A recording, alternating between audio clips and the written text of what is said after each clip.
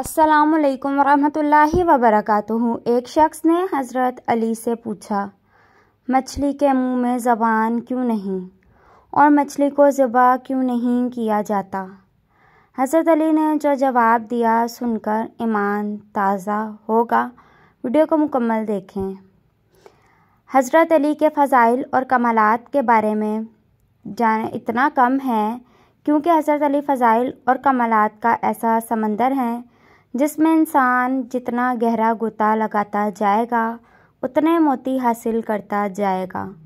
وہ علم کا ایسا سمندر ہے جس کے تہ تک پہنچنا ناممکن ہے۔ حضرت علی وہ شخص نہیں جنہوں نے کسی مدرسے یا معلم سے علم حاصل کیا ہو، بلکہ آپ کا علم خدا کی طرف سے عطا کردہ تھا۔ اس آرٹیکل میں یہ بیان کریں گے کہ مچھلی پانی میں کیوں رہتی ہے اور اس کو ذبح کیوں نہیں کیا جاتا۔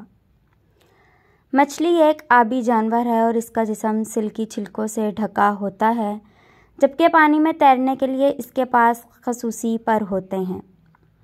مگر مچھلی کے پانی میں رہنے کی وجہ کیا ہے اور کیوں یہ پانی سے نکلتے ہی تڑپنے لگتی ہے اور اپنی جان دے دیتی ہے؟ جدید دور میں سائنس نے تحقیق کر کے سوال کے مختلف جواب تو دیے ہیں، مگر حضرت علی نے جو وجہ 1400 سال پہلے بیان کی تھی اس کو کوئی شخص جھٹلا نہیں سکتا۔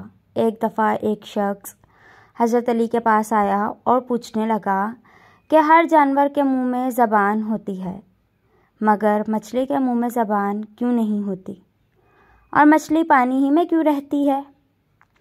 حضرت علی نے جواب دیا کہ اللہ نے مچھلی کو زبان بھی دی تھی اور زمین پہ چلنے کی طاقت بھی دی تھی، مگر اس نے خود پہ ظلم کیا اور ان نعمتوں سے محروم ہو گئی۔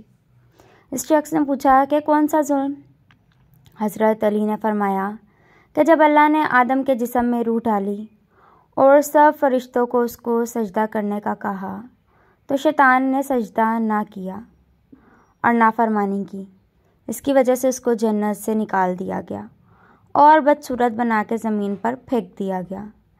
زمین پر اس نے چیخنا چلانا شروع کر دیا اور سب کو کہا کہ انسان زمین پہ آ کے ظلم کرے گا۔ اس وقت مچھلیاں زمین پر چلا کرتی تھی اور منہ میں زبان بھی تھی۔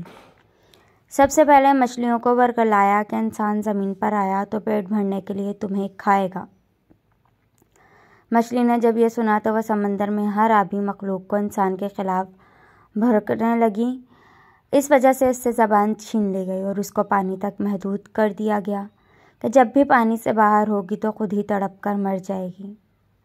اکثر لوگوں کے ذہن میں سوال ابھرتا ہے کہ مچھلی ذبح کیے بغیر کیوں کھاتے ہیں، حالانکہ تمام جانوروں کو ذبح کر کے کھانے کا حکم ہے۔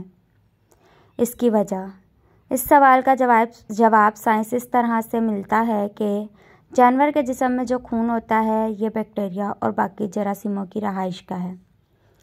جب ہم جانور کو ذبح کرتے ہیں تو دل اور دماغ کا رشتہ ٹوٹتا ہے، دل زندہ رہتا ہے اور جسم کا سارا خون ذبح کی ہوئی شریانوں سے باہر نکل جاتا ہے۔ اس طرح گوشت حلال اور پاک صاف ہو جاتا ہے۔ اگر ذبح نہ کریں، جانور کو جھٹکے سے کاٹا جائے تو دل بھی اسی وقت مردہ ہو جاتا ہے اور جانور کے جسم کا سارا خون گوشت میں جذب ہو جاتا ہے۔ وہ گوشت پھر کھانے کے قابل نہیں رہتا اور نہ ہی حلال ہوتا ہے۔